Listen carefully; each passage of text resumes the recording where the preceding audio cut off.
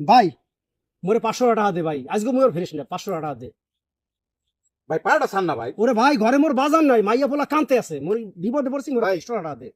শরীর স্বাস্থ্য তো ভালো, ভিক্ষা করা লাগবে। এ মিয়া, ভিক্ষা করি মুই কি খয়রাতি? এই যে ভিক্ষা চাইতেছেন, কি ভিক্ষা চাইতেছি? ও মোর দাইতে টাকা নেছে 5,000, 6 মাস হয়ে গেছে, এই দি কইয়া দেয় না। এখন মুই এমন বিপদে পড়ছি, আমার পাও ধরে কইতেছি মোর 500 টাকা দে, মুই একটু বাজারটা চালাই। তা না জানি না খয়রাতি কই লইবে বেড়া, আন্দাজ আইও খয়রাতি কয় মোরে।